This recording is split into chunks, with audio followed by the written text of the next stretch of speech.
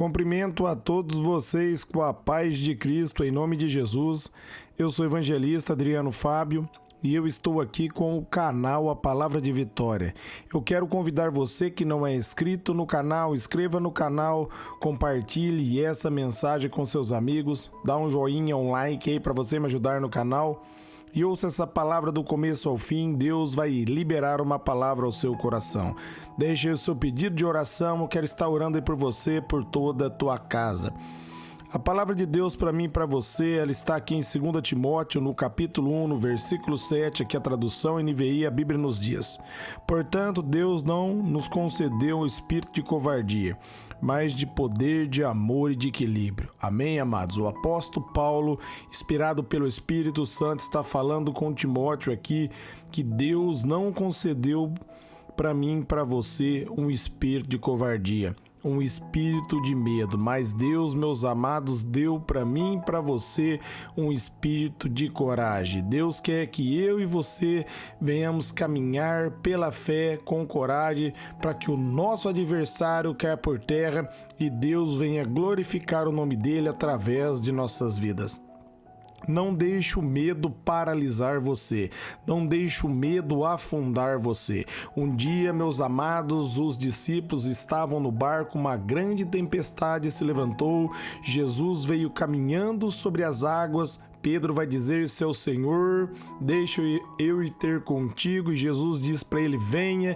E ele começou a caminhar sobre as águas. Mas a Bíblia nos diz que ele olhou para o vento, para a tempestade, teve medo e começou a afundar. Por isso o apóstolo Paulo aqui está falando que Deus não nos deu um espírito de covardia, Deus não nos deu um espírito de medo, mas sim de coragem. Nós vemos, meus amados, também Gideão ali, um homem de coragem que se posicionou ali para colher o trigo no lagar ali e não deixar ali os medianitas ali ceifarem a colheita que ele havia plantado. E Deus chega a Gideão e chama ele de homem de coragem. Deus trouxe livramento ao povo de Israel porque Gideão se posicionou com coragem. Meus amados, não deixe o medo entrar. Não deixe o medo paralisar você. Pedro foi crescendo na graça e no conhecimento.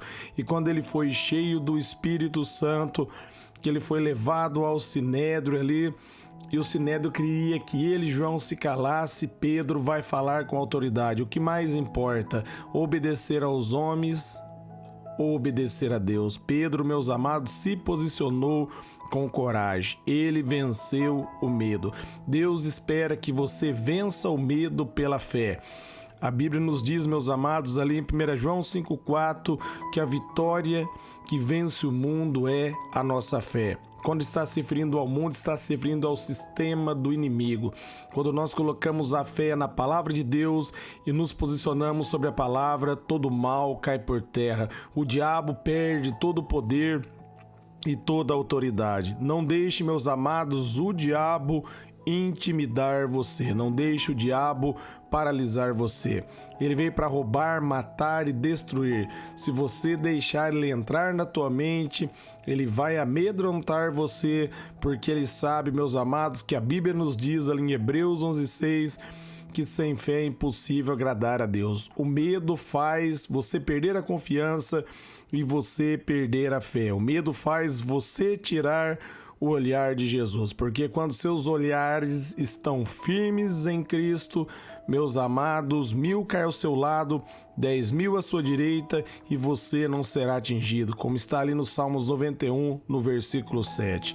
Não tire o olhar de Jesus. Jesus vai dizer: aquele que pega no arado e olha para trás não é digno dele. Jesus espera que eu e você venhamos manter o olhar nele. E Pedro, meus amados, ele foi crescendo na graça. Quando ele foi cheio do Espírito Santo, ele colocou em prática essas palavras de Jesus. Por isso, não deixe aí o diabo amedrontar você. Lucas 10:19, a Bíblia nos diz que Deus nos deu poder, melhor dizendo, para nós pisarmos na cabeça da serpente e todo o poder do inimigo. Deus deu poder para mim e para você em nome de Jesus. E em nome de Jesus, meus amados, nós podemos vencer todo o ataque do inimigo. Nenhuma arma forjada do diabo vai prevalecer contra as nossas vidas. Ali em Deuteronômios, no capítulo 28, se você for ler sobre as bênçãos e maldição, as bênçãos nos diz ali que o diabo pode nos cercar por um caminho, mas ele vai correr por 7. Porque em 1 João 4,4 a Bíblia nos diz: maior é aquele que está conosco do que o que opera nesse mundo. Jesus Cristo está comigo e Ele está com você. Ele espera que você se posicione com coragem, com fé, que você firme na palavra, que você se posicione e receba tudo aquilo que Ele conquistou para você. E Jesus espera que você receba a herança pela fé que Ele conquistou, como está ali em Romanos 8,17, que diz que nós somos cordeiros de Cristo e herdeiros de Deus. Tudo aquilo que Deus tem pertence a mim, pertence a você, foi concedido para mim e para você através de Jesus Cristo. E a chave que faz eu e você recebermos a nossa herança é agir com coragem sobre a palavra, agir, meus amados, sobre o conhecimento da verdade. Jesus diz: conhecereis a verdade e a verdade vos libertará. Jesus Cristo é a verdade, a palavra é a verdade, como ele diz ali em João 17, no versículo 17. Quando você firma na palavra e não deixa a dúvida entrar, meus amados, Deus faz coisas extraordinárias na sua vida. Porque em Marcos 9:23 diz que tudo é possível ao que crê. E o texto continua dizendo que Ele não deu para mim e para você espírito de covardia, mas de poder.